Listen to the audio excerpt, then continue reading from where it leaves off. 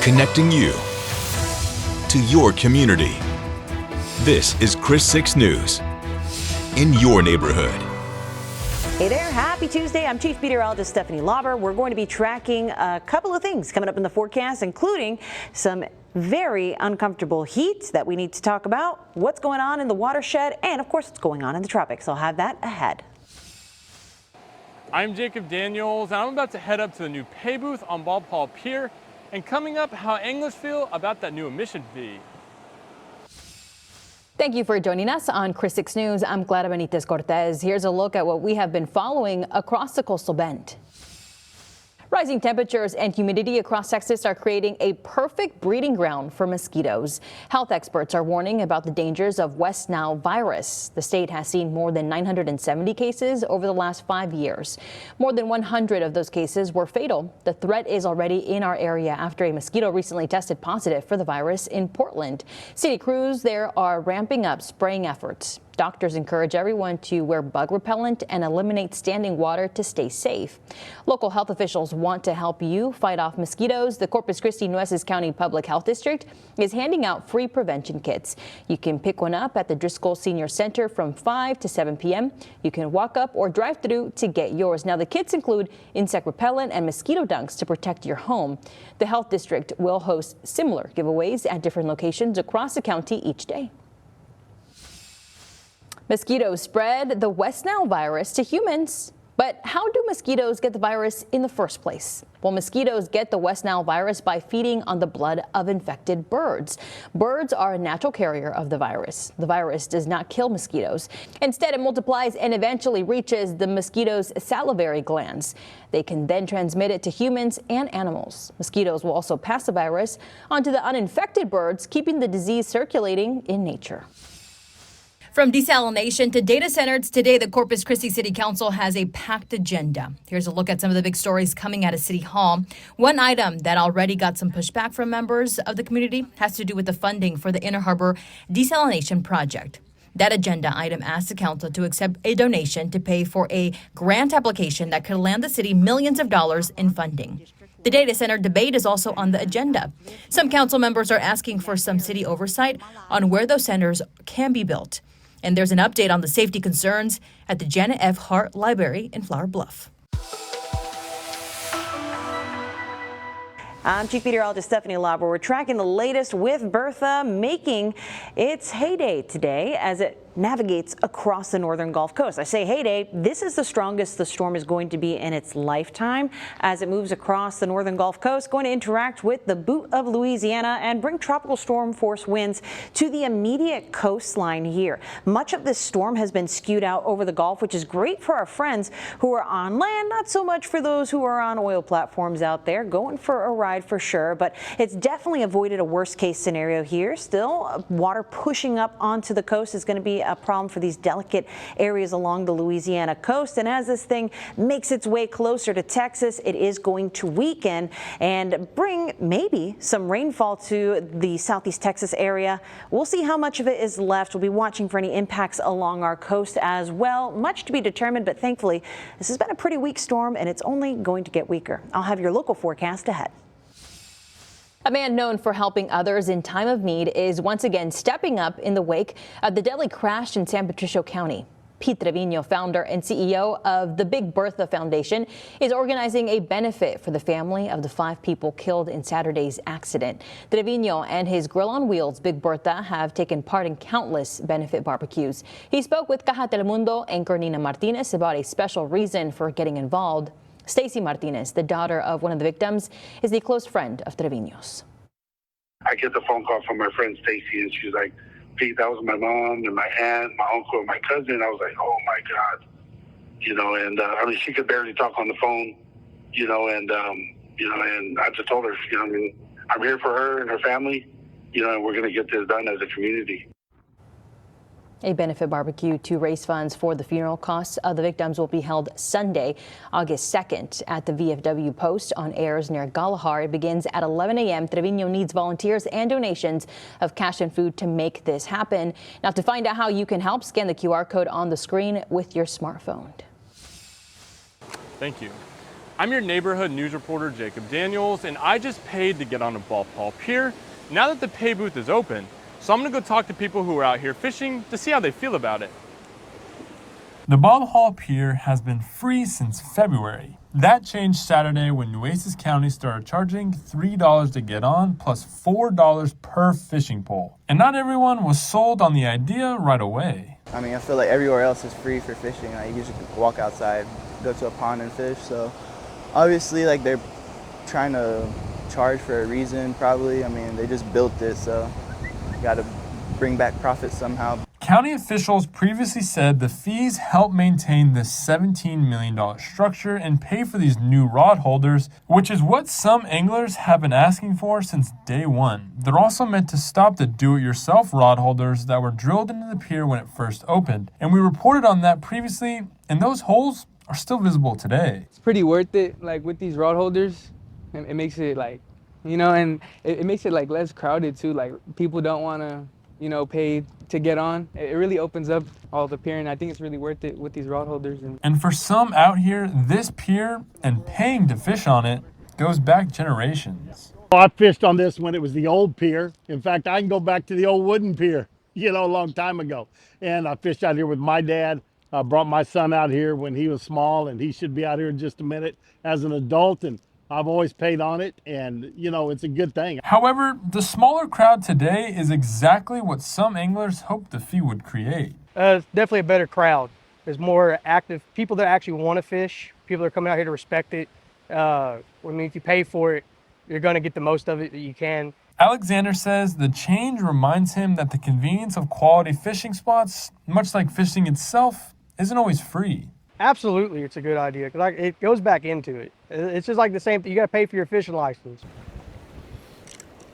Oh hey, just using those new rod holders I told you about after paying the new admission fee, but anglers tell me it's worth the price for having the pier feel like its old self again. Reporting on Padre Island, I'm Jacob Daniels, Chris 6 News. Hey there, Coastal Bend. I'm Reagan Garvin, and I'm here at Woodsboro Elementary because the school year is upon us, which means that it's time for students to get school supplies. And each year, Chris 6 partners with United Way of Coastal Bend so that we can supply our students with school supplies as the school year comes. So I am here with my friend Morgan. Morgan, can you tell me what this means to you and your school? SOS school supply donation is huge for our school. It helps students prepare for the first day, not only academically, but emotionally also. They don't have to stress out and worry about being unprepared or different from other classmates. Gotcha. And can you tell me a little bit about how important it is for students to show up on that first day prepared with their supplies? It's huge. It keeps them focused when teachers are sorting supplies and they don't have theirs. It stresses them out, and it just is not good for their emotional well-being. So, absolutely. All right. Well, if you want to participate in helping our students, you can text 91999 SOS, and then you can donate, and you can do this all year round. So even if you miss this year, you can still donate and send money, and you can also buy school supplies and send them that way. All right, we're going to close out here at Woodsboro Elementary.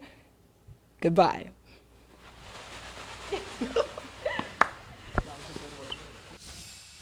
A big part of the City of Corpus Christi's budget has to do with public safety. Today, the City Council approved an ordinance that would add more than $11 million for the police department's slice of the 2027 budget pie. That money will pay for 78 existing police officers and equipment. This funding is part of the Corpus Christi Crime and Control District's budget for the 2027 fiscal year. At 2000 South Padre Island Drive, a child must be present to get the free supplies. Whataburger is adding 2 new seasonal drinks to its menu. The fast food chain just released the Summer Peach Whata Fresher and the Peaches and Cream Shake. The Whata Fresher is made with real freeze-dried fruit. The shake blends peach flavor with vanilla. Prices start at $3.49. The exact cost depends on the size and obviously the location. Both drinks are only available for a limited time. Don't forget to buy a Mega Millions lottery ticket. Tonight's jackpot is a whopper. It's now up to $707 million. And if you win, And buy a ticket for tomorrow night's Powerball drawing. The jackpot is up to $567 million. So let's crunch some numbers. If you were to win both jackpots, you're looking at a grand total of $1.2 billion. The cash option is $559.5 million. Police in Arlington have made an arrest in a 12-year-old cold case murder. Officers arrested Mayra Velasquez last week. They have charged her with capital murder. She is currently being held without bond. Investigators say the arrest is connected to the death of Iracema Chavez. Police found Chavez dead inside her apartment in January of 2012. Detectives say they recently cracked the case using genealogy.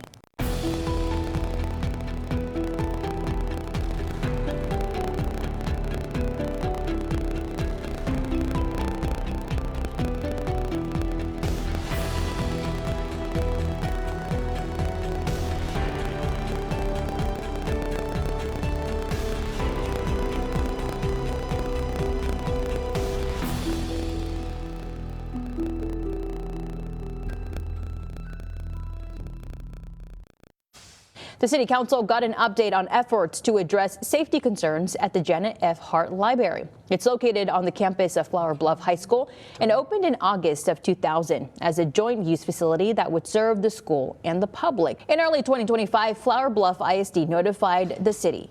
State-mandated school safety requirements required the district to secure entry points and limit public access during school hours. Those safety requirements were put in place in the wake of the Uvalde school massacre. In August of last year, public access to the library was cut from 44 hours a week to 24. Today, the council got an update on plans to build a partition wall. A pre-design assessment is 90% complete. Engineering Services is currently working with the architecture firm to finalize a pre-design and cost estimate. The cost of that partition wall is around $180,000. City Manager Peter Zanoni told the council that the ultimate solution would be to build a new public library. The city manager said that may be a 2028 bond item.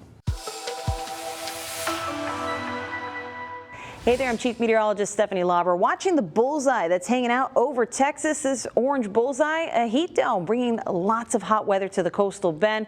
It's also helping in some small way to chart Bertha along the northern Gulf Coast. Not a problem for us, though. We will be watching to see if maybe we get a little bit of rain from this. Very doubtful at this point. The only thing we might see is some impacts along the Gulf Coast, which we definitely have a big stretch of.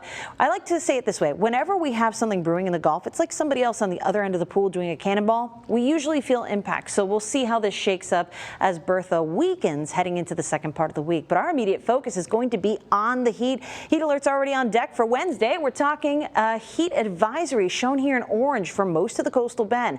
That means we're going to be feeling as hot. Your body will perceive a temperature as hot as 110 to 114 degrees, lasting 2 hours or longer. So we definitely need to check in on the kids, pets, and elderly, make sure everybody is up on how to stay cool, and watch as our temperatures during the overnight period don't really cool off much at all. This is what's going to set us up for those very hot feels-like temperatures. This is the actual air temperature heading into tomorrow. And by 9 a.m., most of us are already in the low to middle 80s. Heading into the afternoon, that's where we see triple digits for actual air temperatures for most inland neighborhoods. Along the coast, we won't be far from it in those 90s. And then heading into the evening time frame by 11 o'clock on Thursday night and heading into the morning, really not going to be seeing a whole lot. This is our hope for Thursday, that maybe we can get a little bit of rain moving in from the coast from what was seen from Bertha. It remains to be told. The model's not a forecast, but this could be a very good scenario for us and could add to our water surplus that we're holding on to very, very carefully. We'll talk about it coming up in your 7-day forecast, and I'll show you the latest on what's happening at our rivers and in the watershed coming up in just a few. One of the world's most notorious drug traffickers will spend the rest of his life behind bars. Ismael El Mayo Zambada, the 76-year-old co-founder of Mexico's Sinaloa cartel, was sentenced Monday to life in federal prison. He pleaded guilty to trafficking millions of kilograms of cocaine over several decades. In court, Zambada accepted responsibility, apologized to victims, and urged young people to reject violence, saying it only leads to prison or death.